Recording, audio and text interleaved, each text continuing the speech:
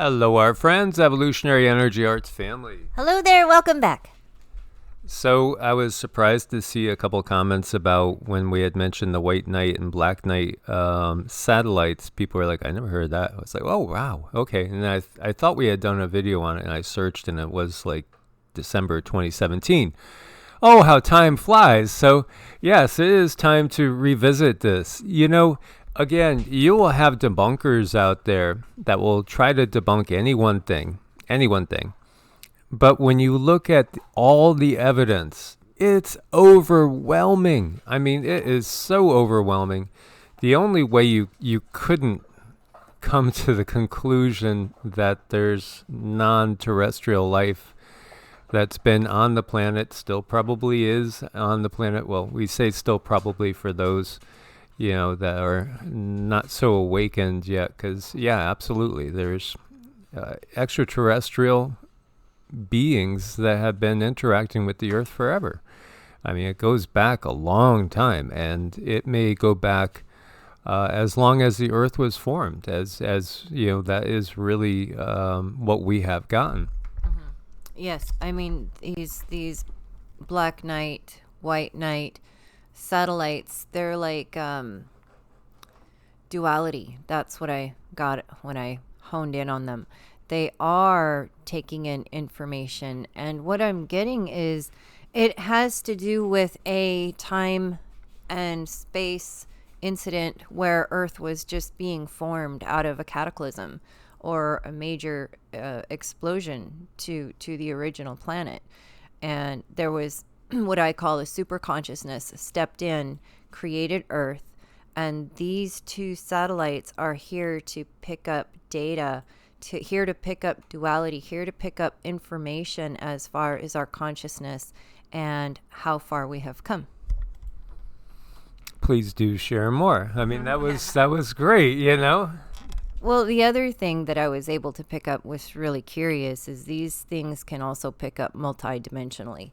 So I thought that was fun. It's not just one 3D construct that they are taking information in.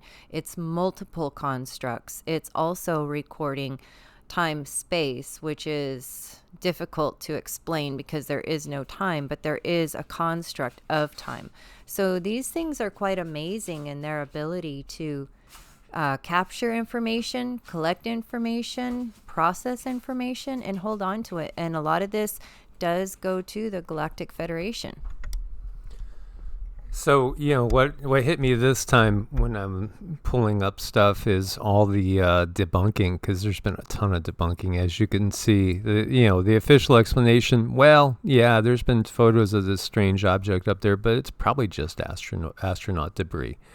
That's what the official explanation is. The Black Knight was the first one to be noticed, and then there was what was called the White Knight. As you can see, it almost looks like a chess piece, doesn't it? Look like a chess piece of a knight.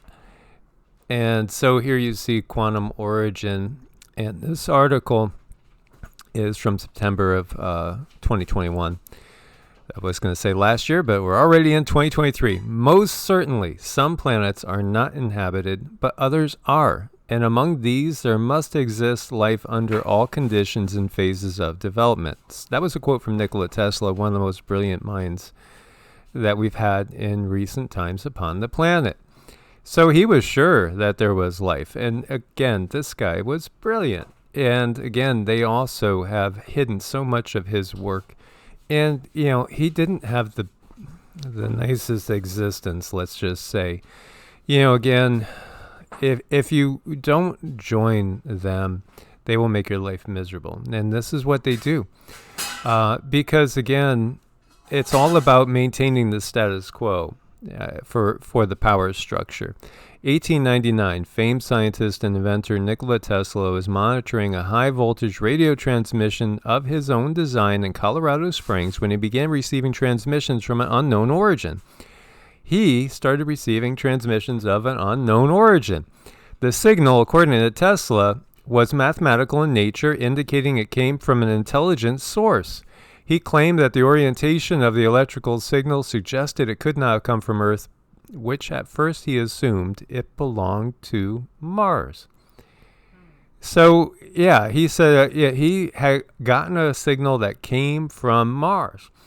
Of course, because Mars is still inhabited and still being worked underneath the surface to this very day. And if you hear the dogs, they're just patiently waiting more cookies here. To this day, Mars is being worked by both reptilians and humans and hybrids. And, again, humanity is going to be able in the upcoming years to view for themselves. There'll be more and more people that simply will be able to go sit down quietly in nature, go into a meditative state, and simply see what's happening on Mars or anywhere on this planet. This is why you see all the chaos. The chaos is because we are awakening to a degree that their lie and, their big lie of the power structure, their lies they have given us with the religious and political structures, everything is going to be exposed. They know this. They absolutely know. They cannot hold on to this illusion much longer. So, again, this is why you see all the chaos at this particular point in time. So a few years later, he changed his opinion and stated in one of his conferences that the mysterious signal was coming from somewhere else in space. So obviously, hey, if you don't know what's good for you, you better know what's good for you. Lead shoes, buddy, lead shoes, bottom of the lake, or worse, because again, this is what the power structure does. Tesla said that the source of the signal had been moving periodically before disappearing and reappearing again under unknown circumstances. This led him to believe the signal was extraterrestrial communication with aliens. During the 1900s, strange unidentified radio signals were reported by astronomers around the globe that bore the same hallmarks of Tesla's account. 1928, ham radio operator Jorgen Hals claimed that he had picked up a transmission from an unknown origin. When he was experimenting with radio signals, he noted there was a strange signal echo that occurred after the initial transmission ended, and that he could not explain the anomaly that caused what he referred to later as long-delayed echoes. In 1954, UFO researcher and author of the book Aliens in Space, The Real Story of Unidentified Flying Objects, Donald Kehoe, which that was a big name forever in this era, told newspapers that the U.S. Air Force had reported that 2 unknown satellites orbiting Earth had been detected. At that time, no country had the technology to launch a satellite into space, or at least, that's what we were led to believe. He claimed that the government knew about them and was trying to discover their source. St. Louis Dispatch picked up the news and published an article titled, "Artificial Satellites Are Circling Earth." Writer on Saucers says. As you can see, I love these clippings. Aren't these clippings great when you get these old clippings? Because we have tons of clippings of giant bodies being found from 1890s, 1880s, 1910, all sorts of clippings. And, again, those all ended up pretty much for the most part, unfortunately, in the hands of the power structure, which means they were disposed of so they could wipe away our history. The real history. In 1957, the first man-made satellites Sputnik 1 and Sputnik 2 were launched into space by the Soviet Union. Dr. Luis Corrales with the Communications Ministry in Venezuela was taking pictures of Sputnik 2 as it passed over Caracas, where another strange artificial object showed up in one of his photographs. This is 1957. In 1960, an American satellite showed this mysterious object following Sputnik 1, which was still orbiting the Earth. The UFO, however, appeared to be in polar orbit. This could explain why the signals had been received for decades would mysteriously vanish and reappear in seemingly random new locations. At the time, neither the U.S. or the Soviets were out in the open capable of deploying a satellite of that type of orbit. The object also appeared to be much larger and heavier than anything either country could launch. Throughout the year, the Time magazine, as well as other news publications, began reporting on the mysterious object and referred to it as possibly having an extraterrestrial origin. Some North American ham radio operators intercepted signals coming from the object. Some reported receiving coded messages. The messages were later picked up by Scottish astronomer and author Duncan Lunan, who analyzed the signals from HALS and suggested that the messages were possibly coming from a 13 1,000-year-old space probe sent by the inhabitants of a planet orbiting the binary star system of Epsilon Boötis. Start here. Our home is Epsilon Boötis, which is a double star. We live on the sixth planet of 7, coming from the sun, which is the larger of the two. Our sixth planet has a moon. Our fourth planet has 3. Our first and third planets each have 1. Our probe is in position of Arcturus, known in our maps, said the decoded messages in Lunin's translation. On 3rd of September 1960, the object appeared for the first time on radar, and people on the ground were able to see it with naked eye for 2 weeks. The government reportedly established a committee to investigate the object, but no report was ever made in public.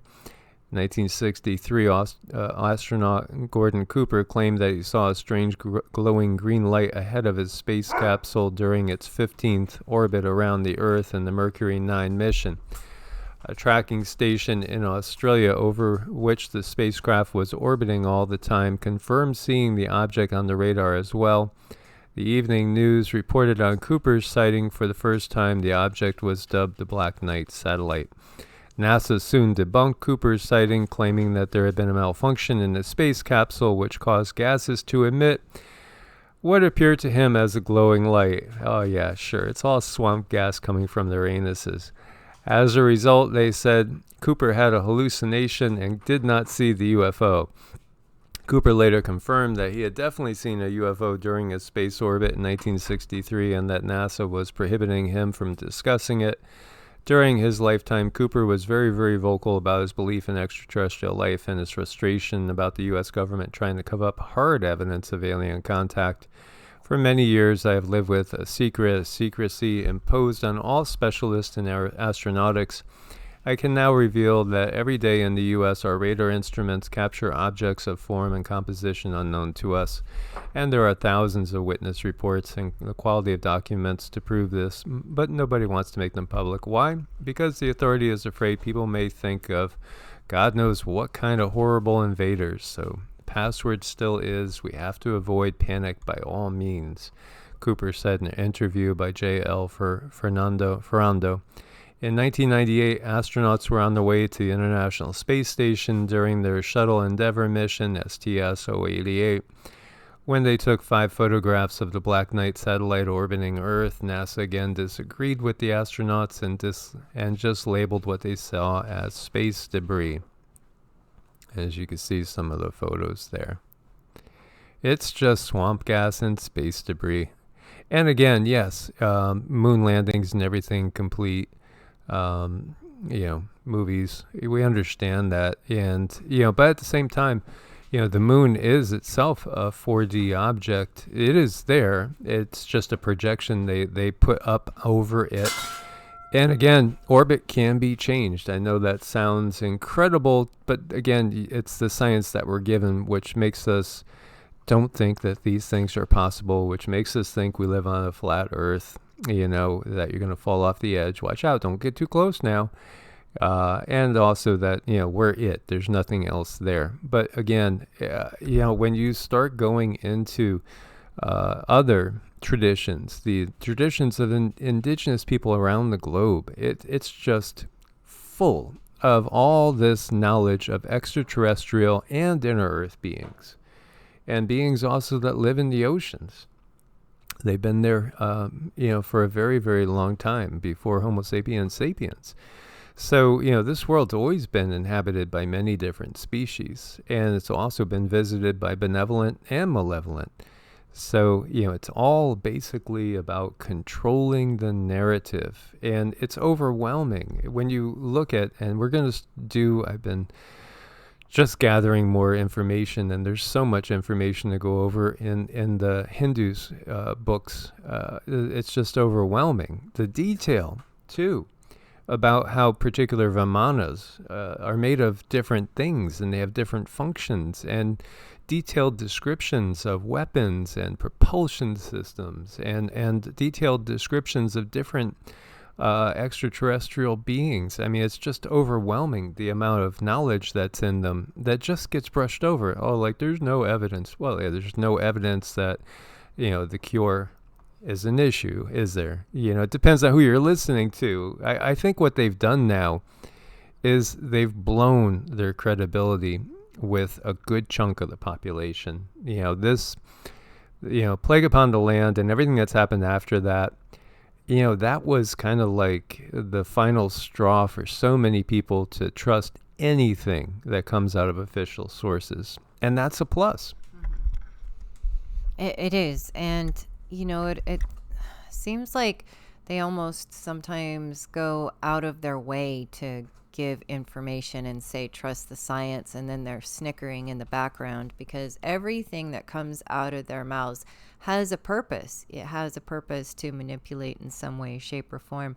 And that in and of itself can really, really create a lot of trauma. So when you're going through an awakening, the most important thing that you can do for yourself is forget everything you learned, because they taught you within their borders. They taught you everything within their constructs. And that's, the way they teach us is going to make us think, well, that's the only way. They take away our creativity the second they put children in preschool. It's gone. Now there's borders, now there's constructs, and now children feel they have to play within these parameters. So a lot gets left out. Now, the satellites pick up all of this. They pick up all of this information and they collect the data. And this is what they use. And I'm really feeling strongly that the Galactic Federation, they're able to use this information to help humans get ahead of the controllers. There is a deep purpose there. And here you see another photo. I mean, I've seen so much up there, and even with good friends and family members that have shared photos of things passing in front of the moon. Now, is it one of ours in these days? You don't know. I mean, there's so much stuff up there. But when you go back to this time period and earlier, there wasn't as much up there as there is now, at least officially. Again, there's so many articles still available, although you will find a lot more up there about debunking. This was from November 2017.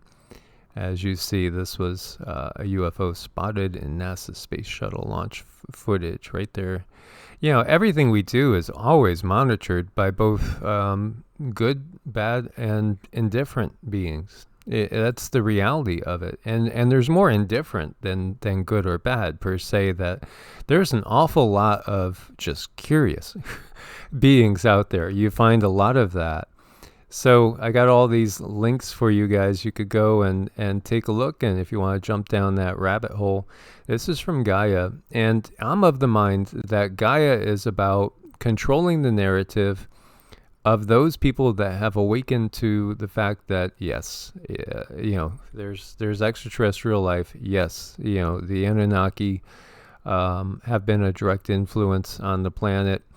And again, it's all about giving it a little twist so they could still manage it. So they're gonna, as you wake up, they're gonna acknowledge, yeah, you're right. Yeah, you're right. But, there's always gonna be a but and a twist. So they know this. They know that there's a certain percentage of the population that realizes a lot more than they're comfortable with. So even when, a company like Gaia will come out with good intentions, get to a certain point in time, get bought out, or, again, strong-armed. These tactics they use all the time. 13,000-year-old satellite, that will take us back to the Younger Dryas cataclysm, And then their control. This is what happens all the time. They become part of the narrative. They understand all this. And again, eventually they will even acknowledge that, hey, the Anunnaki are coming back. But hey, there's good ones and there's bad ones. And these ones feel really bad about what happened, and they want to help us now. They want us all to go in the smart cities where they could take care of us. They'll even sing you a lullaby when you go to bed. Mm-hmm. Here to make your life better. Just do X, Y, Z, and A, B, C, and life is going to be easy for you, until you start to understand that's a construct too. And then you have difficulty getting out of that place that they've put you in. A lot of information to be had going through an awakening and learning to move into these objects and these situations with your mind. I mean, that's the natural training of humans. It gets blocked out during a dark Kali Yuga. And, just look at the word dark, that's absent of light, absent of information. But if we so choose, we can develop that ability to read information and move out there and get it ourselves. Absolutely. So as you see here, popular mechanics, and of course, even NASA has talked about this. So, it's just space junk is what they say. Here are the facts. Oh, there's the facts checkers. So these are the people that we understand. These are the spin doctors. Fact checkers are spin doctors. That simple. It's about controlling the narrative. So hopefully you guys find this interesting. Please share your comments. Let us know what other rabbit holes you want to go down. We'll look. There's lots of good comments, good questions for the Star Children, and about that structure, that societal structure that exists. And we'll delve deeper into that when we're able to make more contact with them.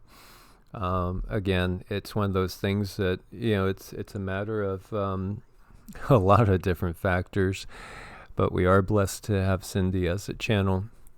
And we are blessed to have you guys as family. Thanks for your support on Ko-Fi and Patreon, because we couldn't get by without that. Much love. God bless, and namaste. Namaste.